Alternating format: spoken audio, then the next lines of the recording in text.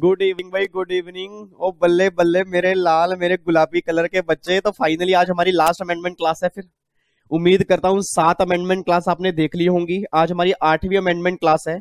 और मैंने स्टार्टिंग में ही कहा था कि 7 से 8 अमेंडमेंट क्लास लगेंगी। वैसे अमेंडमेंट क्लास 9 होंगी, बट जो लास्ट अमेंडमेंट क्लास इसके बाद जो आएगी ना, वो सिर्फ सीएस प्रोफेशनल वाले बच्चों के लिए है, वो सीए फाइनल वाले बच्चों के लिए है। और जो सीए इंटर वाले बच्चे हैं उनमें एक चैप्टर एडिशनल है एग्जाम्शन का, सिर्फ उनके लिए। बच्चा कह रहा है यार हम तो एग्जीक्यूटिव वाले हैं, तो क्या हमारे फ्री हो जाएंगे? फ्री फ्री फ्री, आज आप फ्री हो जाओगे। मतलब जितनी अमेंडमेंट्स आपके जीएसटी के लॉ में थी, जितने चैप्टर आपके सिलेबस में है, सारी कंप्लीट अमेंडमेंट जिनके एग्जाम दिसंबर में है, सारी अमेंडमेंट आज कवर हो जाएंगी। आपको मैं एक बार दिखा भी देता हूं। बच्चा कह रहा है ऐसे कैसे आप कह रहे हो, इतने सारे चैप्टर पढ़े हैं, बेकार की बातें मत किया करो आप यहाँ पे आके। आप हमें दिखाओ पहले अमेंडमेंट्स हमारी कौन कौन सी बची हैं।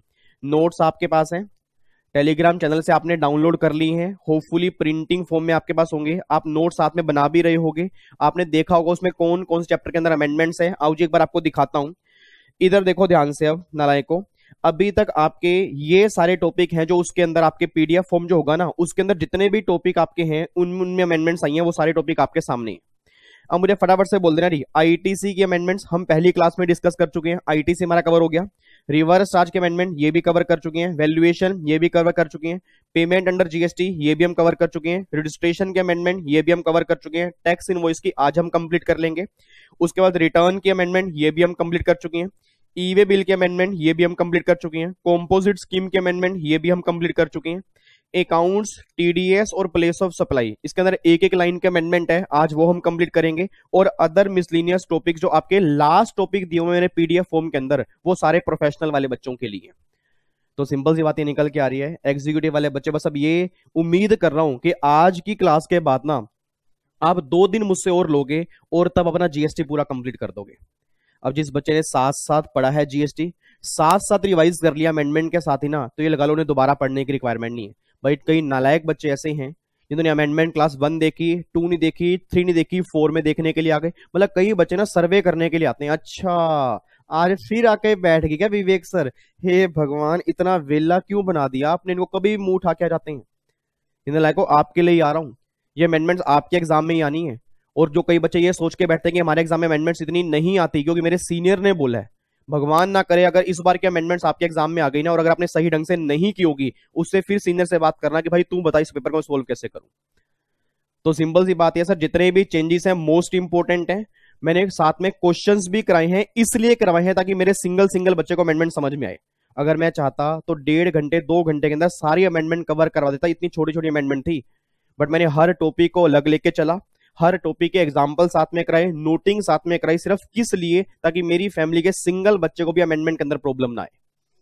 ठीक है जी, बस ये सारी अमेंडमेंट सही ढंग से कर लेना, इसके अलावा कोई अमेंडमेंट नहीं करनी। आज की अमेंडमेंट क्लास के बाद एग्जीक्यूटिव वाले बच्चों को कोई अमेंडमेंट नहीं करनी, सिर्फ उन्होंने जो पहले पढ़ा है वो और ये वाली अमेंडमेंट क्लास, इन दोनों को कंबाइन करके पढ़ लो। आपके दिसंबर के एग्जाम में बहुत बढ़िया नंबर आएंगे, चाहे वो ओल्ड सिलेबस वाले बच्चे हो चाहे वो न्यू सिलेबस वाले बच्चे। ठीक है जी, इधर देखो ये ध्यान से। अब आज जो हमें अमेंडमेंट करनी है, एक तो टैक्स इनवॉइस में एक छोटी सी अमेंडमेंट है, अकाउंट्स एंड रिकॉर्ड्स वाले टॉपिक में इसमें अमेंडमेंट्स है, टीडीएस वाले टॉपिक में इसमें अमेंडमेंट है, और प्लेस ऑफ सप्लाई वाले टॉपिक में इसमें छोटी सी अमेंडमेंट है। तो ये 4 छोटी छोटी सी अमेंडमेंट आज हमें करनी है।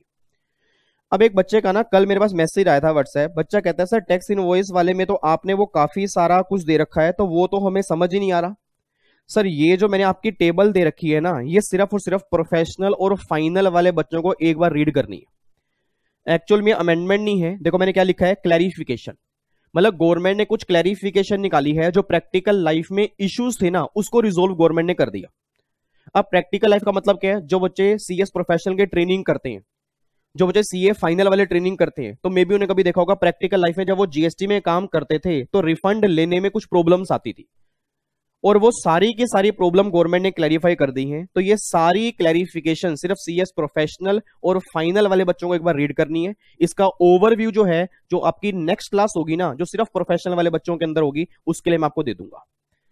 तो एग्जीक्यूटिव वाला बच्चा कहता सर फिर क्या ये हमें नहीं देखनी? आपको ये नहीं करनी, आपको ये टेबल नहीं करनी, आपको बस एक अमेंडमेंट करनी है। एक अमेंडमेंट ये है, रूल नंबर 48 के अंदर आई है।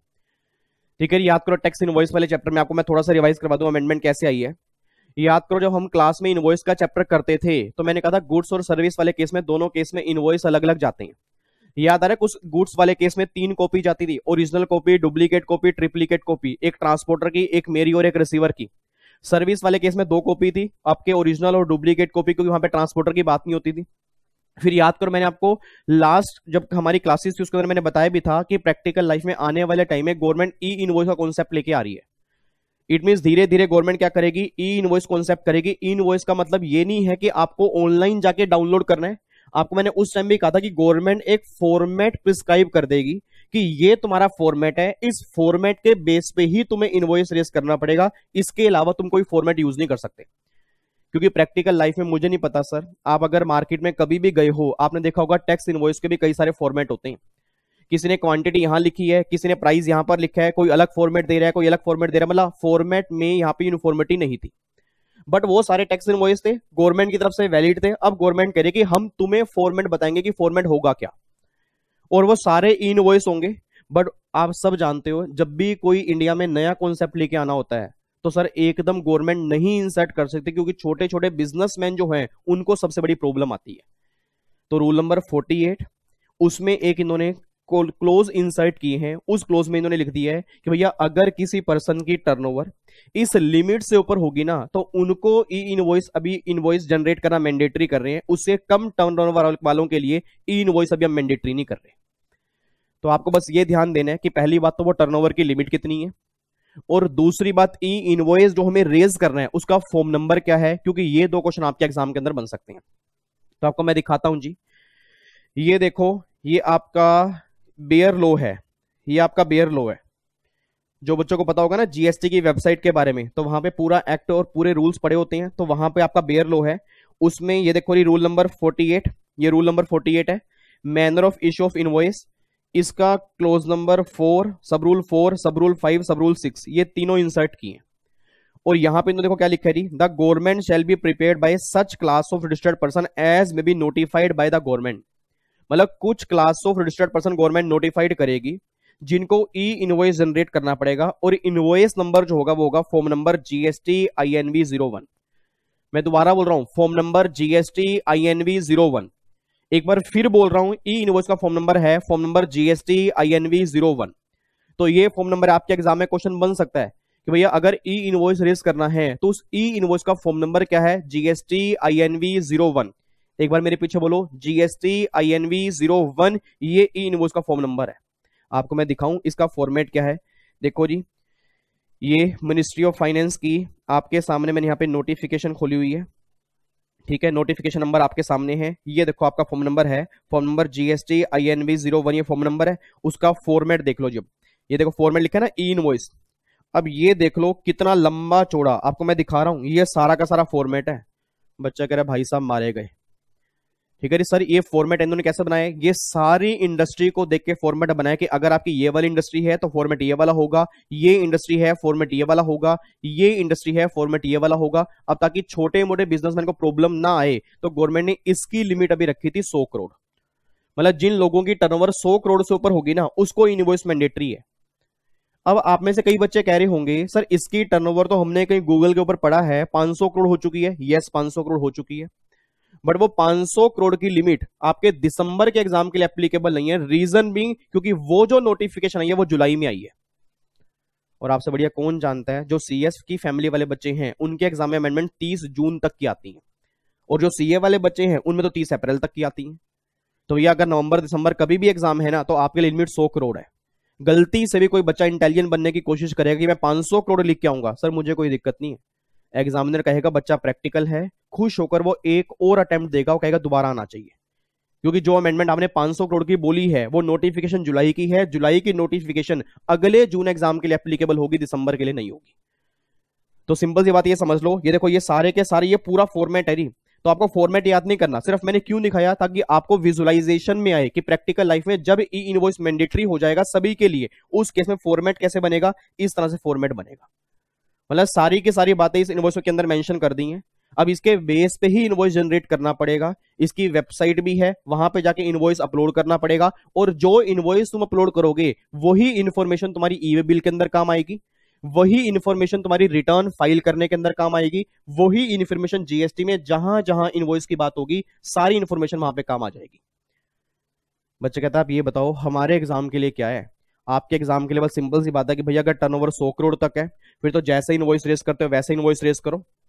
अगर टर्नओवर 100 करोड़ से ऊपर है तो ई इनवॉइस मैंडेटरी है, और ई इनवॉइस मैंडेटरी जो इन्होंने किया है उसकी डेट जो है ना आपको मैं बता दूं 1 अक्टूबर। यहां पे देखो जी, यहां पे आपका ई इनवॉइस कॉन्सेप्ट जो है 1 अक्टूबर 2020 से इन्होंने अभी एप्लीकेबल की है। देखो आपको मैं दिखा देता हूं, देखो जी। सबसे पहला create invoice as per old law but in standard format. अब फॉर्मेट स्टैंडर्ड होगा। Form number GST INV 01। Upload the detail on website, और वेबसाइट है e-invoicegst.gov.in।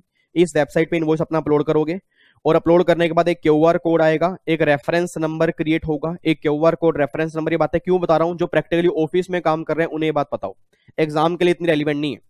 उसके बाद यही सेम डिटेल हेल्प करेगी GSTR 1, 2, 3 और 3B जो है, और ईवे बिल के अंदर यही सेम डिटेल जो है आपकी हेल्प करेगी, और मैंडेटरी हो जाएगा विद इफेक्ट फ्रॉम 1 अक्टूबर 20, जिसकी टर्नओवर 100 करोड़ से ऊपर है। बट अब ये टर्नओवर 500 करोड़ हो चुकी है, बट आपके एग्जाम के लिए लिमिट 100 करोड़ है, बस ये बात ध्यान देना।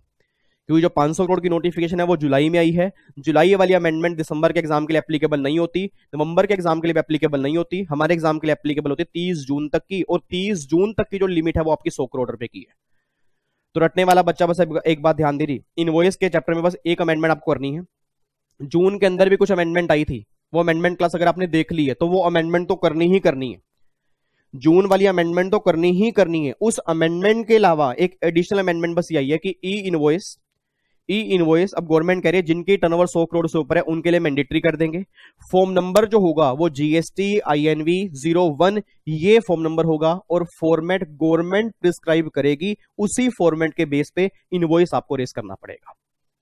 ठीक है जी। तो ये एक सिंगल अमेंडमेंट आई है, जो एग्जीक्यूटिव वाले बच्चे या इंटर वाले बच्चे हैं इसकी आप नोटिंग कर सकते हो। ठीक है जी। बाकी प्रोफेशनल वाले बच्चे, ठीक है, वो जो ऊपर दिया हुआ टेबल एक बार आपको रीड करनी है, उसका ओवरव्यू मैं आपको जो आपकी लास्ट अमेंडमेंट क्लास होगी उसके अंदर मैं आपको दे दूंगा। ठीक है जी। आगे बढ़ सकते हैं। तो बताओ ये छोटी सी अमेंडमेंट है, ये इसके अंदर अमेंडमेंट है क्या? वैसे बस दो चीजें हैं, एक तो टर्नओवर लिमिट क्या है और एक फॉर्म नंबर क्या है। टर्नओवर लिमिट आपकी 100 करोड़ है, कोई 500 करोड़ बोले उसको बोल देना कि भाई 100 करोड़ कर ले। अगर वो बोलेगा तो 500 करूंगा तो करने देना, क्योंकि उसको फिर जुलाई 21 में दोबारा एग्जाम देने पड़ेंगे, जून 21 में। ठीक है ना, क्योंकि दिसंबर में एग्जाम है तो यह लिमिट 100 करोड़ है। और फॉर्म नंबर GST INV 01, और ये कौन सा फॉर्म नंबर है? ई इनवॉइस का, बस एक बात ध्यान दो। और ई इनवॉइस का मतलब समझ गए ना, इलेक्ट्रॉनिक इनवॉइस। ठीक है, चलो जी। अब ये हमारी पहली अमेंडमेंट कवर हो चुकी है जी। अब दूसरी अमेंडमेंट जो है, दूसरी अमेंडमेंट है हमारा एक टॉपिक है, ये हो गया सारा, ये सब कुछ हम कर चुके हैं। कॉम्पोजिट स्कीम भी हो गया जी। दूसरी अमेंडमेंट हमारी है अकाउंट्स एंड रिकॉर्ड्स में। अब है तो ये अमेंडमेंट वैसे मेरे अकॉर्डिंग तो काम की नहीं है, बट इसमें एक लिमिट है, और लिमिट बेस्ड क्वेश्चन जब एग्जाम के अंदर MCQs बनते हैं तो उसके अंदर बन सकता है। क्लास में मेरी फैमिली का कोई सिंगल बच्चा ऐसा है जो मुझे ये बता दे कि GST में ऑडिट करवाने की टर्नओवर लिमिट क्या थी? ऑडिट करवाने की टर्नओवर लिमिट क्या थी भाई? ऑडिट करवाने की तो कोई लिमिट ही नहीं थी। सर ने कहा था 2 ऑडिट होते हैं, जनरल ऑडिट और स्पेशल ऑडिट। मेरे से डांट मत खा लेना, मेरे से डांट मत खा लेना नालायकों। ऑडिट करवाने की लिमिट थी, मैंने कहा था ऑडिट एक टर्नओवर वाला भी होता है, जिसकी टर्नओवर याद करो 2 करोड़ से ऊपर होती है। CA और CMA करते हैं। मैंने कहा था अभी CS को ऑडिट नहीं मिला, CS को मिल जाएगा जल्दी। याद आ रहा है कुछ आपको? जब मैंने ऑडिट वाली बात की थी याद करो, उसके अंदर मैंने कहा था कि जिसकी टर्नओवर भी 2 करोड़ से ऊपर होगी, गवर्नमेंट कहते हैं उसे भी ऑडिट करवाना कंपलसरी है। अब यहां पे एक छोटी सी अमेंडमेंट आई है, एक गवर्नमेंट ने प्रोविजो इंसर्ट की है कि जिसकी टर्नओवर 5 करोड़ से ऊपर होगी ना, उसको ऑडिट कराना कंपलसरी है। बट ये 2 करोड़ की लिमिट 5 करोड़ रुपए परमानेंट नहीं हुई। गवर्नमेंट ने क्या बोला है? 18-19, सिर्फ फाइनेंशियल ईयर 18-19, मतलब फाइनेंशियल ईयर जो 19-20 है, अभी तो 2021 चल रहा है ना, जो 19-20 फाइनेंशियल ईयर है उसमें लिमिट 2 करोड़ ही है। मतलब गवर्नमेंट ने जो बेनिफिट दिया है वो फाइनेंशियल ईयर 18-19 में अगर टर्नओवर 5 करोड़ से ऊपर होगी तब उनका ऑडिट होगा, 2 करोड़ से ऊपर है तो उनका ऑडिट नहीं होगा। तो ये बेनिफिट गवर्नमेंट ने सिर्फ 18-19 वालों को दिया है। ऐसा मैं क्यों कह रहा हूं? क्योंकि कई नालायक बच्चे ऐसे हैं जो पता नहीं किस दोस्त से बात करते हैं या किससे बात करते हैं, डायरेक्टली मैसेज कर देते हैं, सर आपने क्लास में कहा था 2 करोड़ रुपए की लिमिट है, बट लिमिट तो 5 करोड़ हो चुकी है, आपने लिमिट हमें पुरानी करवा दी। सर ये तो गलत बात है, लिमिट आपने पुरानी करवा दी। अब हम आंसर किसके देखे हैं? 2 करोड़ देखे हैं, 5 करोड़ देखे। मैंने उस टाइम भी उन्हें कहा था कि 5 करोड़ रुपए की लिमिट पढ़ने से पहले ना एक बार बेयर लॉ चेक कर लेना, बेयर लॉ में क्या लिखा हुआ है। तो बेयर लॉ आपके सामने है सर, ये मेरे खुद की लैंग्वेज नहीं है, ये गवर्नमेंट की खुद की लैंग्वेज है।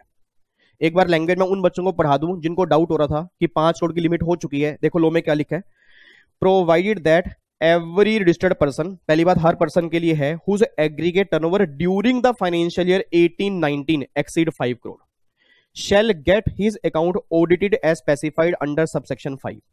तो सिंपल सी बात ये, उसने ये नहीं बोला किसी भी फाइनेंशियल ईयर में।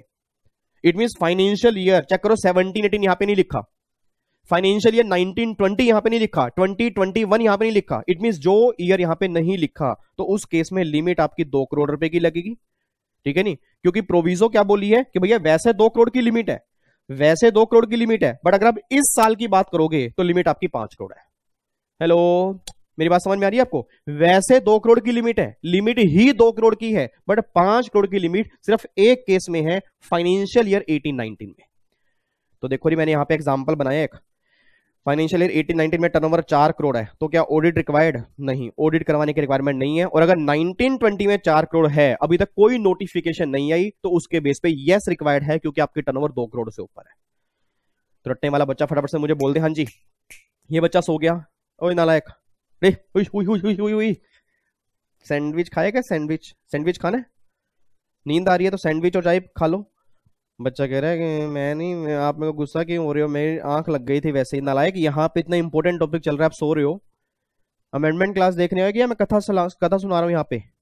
इधर देखो ध्यान से, फटाफट से बताओ जी हनी टर्नओवर की लिमिट कितनी है? वैसे 2 करोड़ है, मेरे पीछे बोलो, वैसे तो 2 करोड़ है, वैसे तो 2 करोड़ है, वैसे तो 2 करोड़ है, बट फाइनेंशियल ईयर 18-19 के लिए कितनी है? 5 करोड़ है।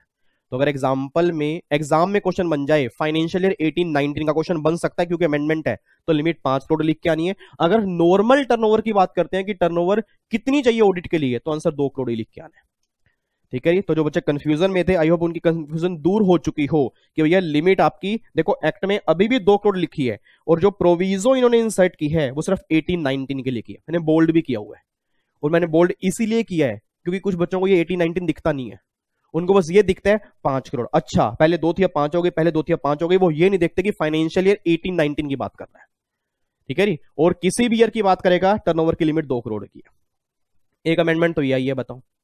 अब ये कोई ज्यादा मुश्किल अमेंडमेंट थी? कुछ भी नहीं थी। उसके बाद दूसरी अमेंडमेंट ये है, जो फॉरेन एयरलाइन कंपनीज हैं, जो फॉरेन एयरलाइन कंपनीज हैं, उनको इन्होंने एग्जम्प्ट कर दिया, उन कंपनीज को एग्जम्प्ट कर दिया। एक रिकंसिलिएशन स्टेटमेंट जाती थी जीएसटीआर 9C, याद आ रहा है? 9 annual return, 9A composite scheme वालों के एनुअल रिटर्न, फिर एक 9B जाती है, और एक 9C मैंने कहा था रिकंसिलिएशन स्टेटमेंट जाती है। तो रिकंसिलिएशन स्टेटमेंट आज भी फाइल करनी है, बट जो फॉरेन एयरलाइन कंपनीज हैं उनको गवर्नमेंट ने एग्जम्प्ट कर दिया कि भैया आपको 9C फाइल नहीं करनी, आप 9C से एग्जम्प्ट हो। तो एग्जाम में क्वेश्चन बन गया कि इनमें से कौन सी कंपनी 9C फाइल करने से एग्जम्प्ट कर दी है गवर्नमेंट ने? तो आंसर क्या लिखे होगे? Foreign airline company.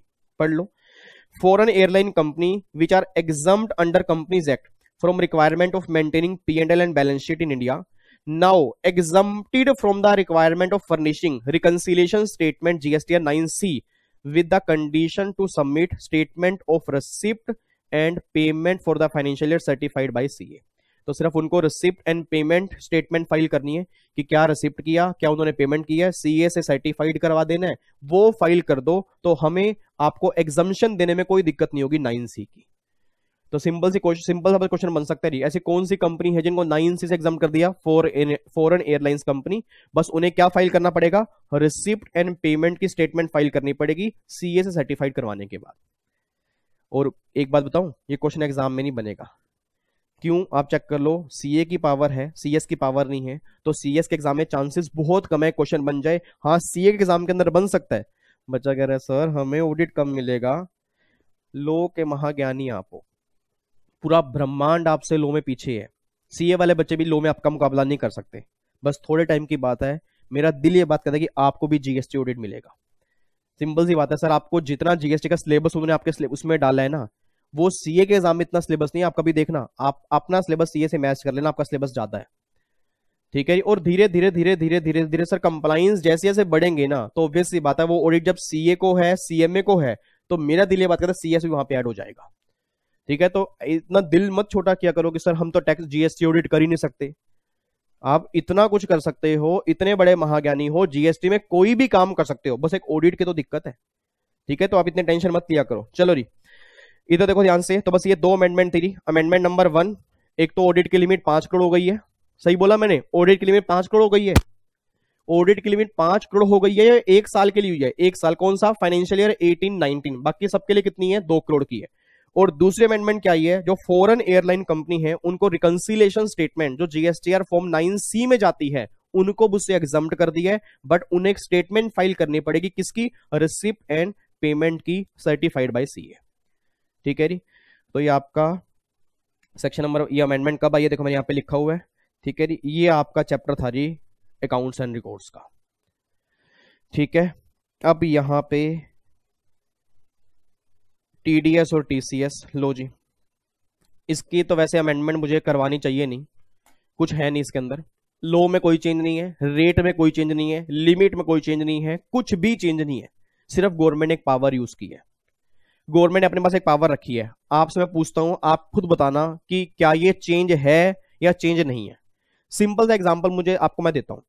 याद करो, हमने GST में ना रिटर्न वाला एक चैप्टर किया था, और उसके अंदर मैंने कहा था GSTR 1 से लेके GSTR 11 तक फॉर्म नंबर होते हैं। उसमें TDS और TCS वालों को रिटर्न फाइल करनी पड़ती है। और रिटर्न फाइल कब करते हैं? अगले महीने की 10 तारीख या उससे पहले। अब मुझे नहीं पता कितने बच्चों को ध्यान आएगा। अगले महीने की 10 तारीख GSTR 7, याद आ रहा है कुछ? GSTR 7, GSTR 8 रिटर्न फाइल करनी पड़ती है अगले महीने की 10 तारीख से पहले। अब होता क्या था कि अगर मान लो 10 तारीख आ गई, आप सब जानते हो कोविड की प्रॉब्लम चल रही है, प्रैक्टिकल लाइफ में लोग सही टाइम पे रिटर्न फाइल नहीं कर पा रहे, सर्वर डाउन हो गया, सही टाइम पे रिटर्न फाइल नहीं कर पा रहे। अभी तक ना पावर नहीं थी लो में कि उस डेट को एक्सटेंड कर सकते हैं। मतलब गवर्नमेंट नोटिफिकेशन से एक्सटेंड करती थी, बट अब गवर्नमेंट ने क्या किया? एक्ट में ही पावर इंसर्ट कर दी कि हमारे पास पावर है कि अगर जेन्युइन रीजन है, अगर जेन्युइन रीजन है उस केस में उस डेट को हम एक्सटेंड भी कर सकते हैं। तो सिंपल सी बात है, गवर्नमेंट ने एक पावर यूज की है, और ये पावर TDS के चैप्टर में यूज कर ली है कि जो उनकी नॉर्मल रिटर्न जाती है उसकी डेट में एक्सटेंड कर सकते हैं, और जो एनुअल रिटर्न जाती है, याद करो एनुअल भी जाती है। आपको मैंने कहा था 9, 9A, 9B और 9C। 9C तो रिकंसिलेशन की है, 9A कॉम्पोजिट की है, 9 नॉर्मल की है, 9B इनकी होती है। तो उसकी भी डेट क्या होती है? 31 दिसंबर। उसकी डेट भी एक्सटेंड करने की पावर गवर्नमेंट ने रख ली है। अब आपको दिखाऊंगा, देखो लो में क्या लिखा है। देखो लिखा है GSTR 8, GSTR 8 कब? With in 10 days. पहले भी था, अब भी है, कोई चेंज नहीं है। अब देखना क्या है। द कमिश्नर में ऑप्शन है for reason to be recorded in writing by notification extend the time limit for furnishing the statement for such class of registered person as may be specified there. एक notification निकालेगा, कुछ लोग उसमें notified कर देंगे, और जो लोग नोटिफाइड कर देंगे उनकी डेट एक्सटेंड हो जाएगी। सर क्या कुछ लोग नोटिफाइड किए हैं? नहीं, कोई नोटिफिकेशन नहीं अभी आई, सिर्फ पावर है कि भैया ये पावर यूज करके हम तुम्हारी डेट एक्सटेंड कर सकते हैं। और फिर यहाँ पे ये लिखा हुआ है कि अगर कोई extension, any extension of time limit notified by commissioner of state, अगर स्टेट के कमिश्नर ने नोटिफाइड कर दिया तो हम ये डीम्ड कर लेंगे कि वो यूटी और सेंट्रल दोनों कमिश्नर ने नोटिफाइड कर दिया। तो ये कॉन्सेप्ट तो हर लॉ के अंदर होता है। बस इतनी बात ध्यान देना कि एक पावर है कि आपकी टाइम लिमिट एक्सटेंड हो सकती है। एग्जाम में आने के चांसेस 0/0, एग्जाम में आने के चांसेस 0/0। हाँ, एग्जाम में तब बन सकता था कि अगर कुछ लोग वो नोटिफाइड कर देते, बट अभी पावर है तो पावर जब यूज करेंगे तब का तब मैटर है। उसके बाद देख लो जी, ये 9B एनुअल स्टेटमेंट मैंने अभी बोला था, एक तो 9 जाती है normal, 9A composite, 9C reconciliation, 9B TDS।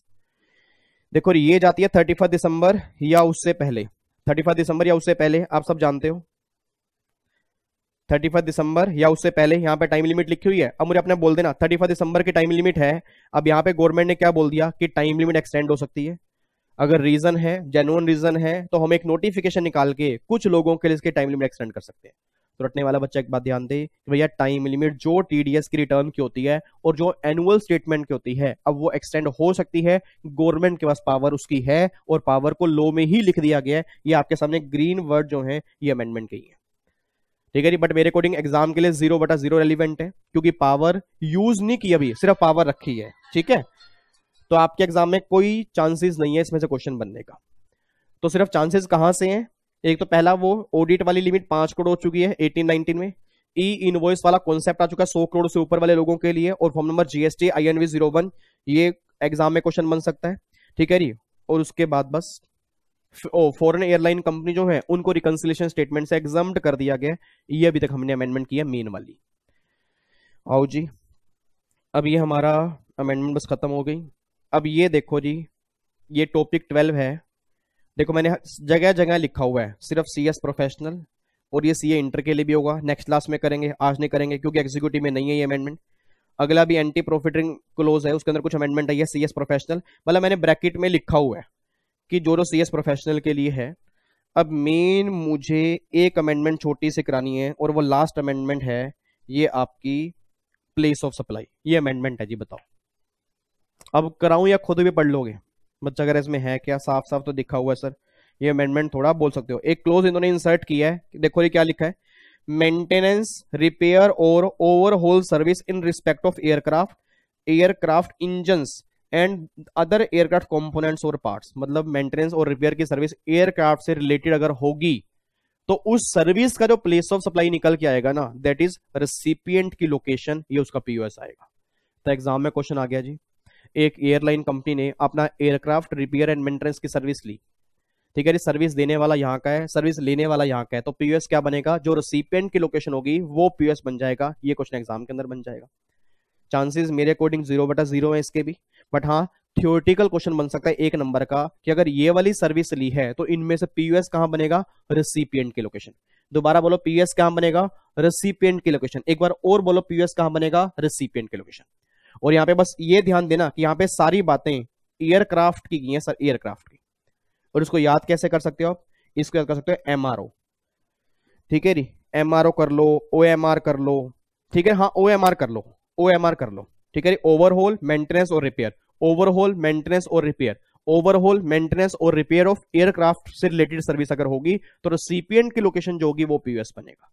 और आप सब जानते हो POS की वैल्यू क्या है, इसके बेस पे ही पता लगेगा कौन सा GST लगेगा, ठीक है जी। तो ये अमेंडमेंट थी, बताओ अमेंडमेंट में था क्या जी, ठीक है। इसके बाद कस्टम की अमेंडमेंट है, सिर्फ सिंगल अमेंडमेंट है। जिन बच्चों ने कस्टम जून की अमेंडमेंट, जून की क्लासेस मैंने उनको दी थी, मैंने कहा था कि नई क्लासेस आएंगी, नो डाउट नई क्लास आएंगी, बट पहले मेरे को भी घर जाना है। मैंने कहा था ना कि 18 तारीख को मैं छुट्टियां लूंगा, तो उसके बाद जब मैं आऊंगा तो कस्टम की क्लास आपके पास तब आना स्टार्ट होंगी। बट अगर वो देखना चाहते हो वो भी देख सकते हो। सिर्फ एक अमेंडमेंट है, सिंगल अमेंडमेंट, आपको उसके अलावा कुछ नहीं है, क्योंकि मुझे पहले था कि काफी सारी अमेंडमेंट ना आ जाए, बट एक्ट में कोई अमेंडमेंट है ही नहीं, सिंगल अमेंडमेंट है, ये वही बच्चों वाली है, उसका इफेक्ट पूरे कस्टम पे कहीं नहीं है। इसको अगर मैं बाद में भी करवा दूंगा ना तो भी कोई दिक्कत नहीं है। तो अगर वो क्लासेस देखनी है, जिन बच्चों ने मेरी क्लासेस ली हैं आराम से देख सकते हैं, वो जून तक अपडेटेड है, उसको दिसंबर तक ही अपडेटेड मान लो। क्यों? क्योंकि एक अमेंडमेंट बस उसके अलावा है। अगर आप चाहते हो नहीं जी नहीं सर हमें तो नई क्लास ही चाहिए, इस अमेंडमेंट को भी इनकॉर्पोरेट करके फिर आप क्लास हमें दो, तो आपके पास नई क्लास भी आ जाएंगी। उम्मीद करूंगा सितंबर के एंड या अक्टूबर के फर्स्ट वीक से क्लासेस जो कस्टम की हैं आपके पास आना स्टार्ट हो जाएंगी, ठीक है। अदरवाइज आप पुरानी देख सकते हो, सिलेबस कंप्लीट कर सकते हो, कंप्लीशन में कोई दिक्कत नहीं है, आपके सामने ही है। ये देख लो, एक पेज की अमेंडमेंट है कस्टम में, उसके अलावा कोई अमेंडमेंट है ही नहीं है। चाहे वो एक्जी हो चाहे वो प्रोफेशनल हो जी, कस्टम में दोनों में ही कह रहा हूं अमेंडमेंट नहीं है, ठीक है। एक्जी प्रोफेशनल दोनों में ही, कस्टम के अंदर अमेंडमेंट ज्यादा नहीं है। मेन GST में थी, सारी हमने अच्छे से कंप्लीट कर ली है, ठीक है जी। अब जो CS प्रोफेशनल की एडिशनल अमेंडमेंट है उसकी एक क्लास में जल्दी लेके आऊंगा, चाहे वो ट्यूसडे को चाहे वो थर्सडे को, ठीक है। कोशिश करूंगा ट्यूसडे को ही ले आऊं ताकि उनकी भी अमेंडमेंट्स खत्म हो जाएं, वो भी टेंशन से मुक्त हो जाएं कि भैया हमारी भी सारी अमेंडमेंट्स हो गई। एग्जीक्यूटिव वाले बच्चे तो निश्चिंत ही हो जाएं, अब उनकी सारी अमेंडमेंट हो चुकी है, ठीक है जी। आपको एक बार मैं दोबारा दिखा रहा हूं जी, ये देख लो। अब ITC की अमेंडमेंट हमने होगी जी, ITC के अंदर वो 20% से 10% वाली अमेंडमेंट आई थी, ठीक है जी। और एक और अमेंडमेंट ITC रूल नंबर 43, वो एग्जीक्यूटिव वाले बच्चों के लिए नहीं थी। RCM की अमेंडमेंट हो गई, वैल्यूएशन हो गई, पेमेंट हो गया, रजिस्ट्रेशन, इनवॉइस में आज हमने अमेंडमेंट कर ली रूल नंबर 48 में। रिटर्न वाले चैप्टर की अमेंडमेंट हो गई, ई-वे बिल की हो गई, कॉम्पोजिट स्कीम की हो गई, अकाउंट्स एंड रिकॉर्ड्स, ऑडिट की लिमिट अभी इंक्रीज हुई है, बट हर केस में नहीं, 18-19 वाले ईयर के लिए। TDS में टाइम लिमिट एक्सटेंड करने की पावर आ गई है। प्लेस ऑफ सप्लाई OMR वाले केस में, एयरक्राफ्ट OMR वाले केस में रेसिपिएंट की लोकेशन POS बनेगा। और अदर मिसलिनियस टॉपिक्स, ये आपकी एक अमेंडमेंट क्लास रह गई है।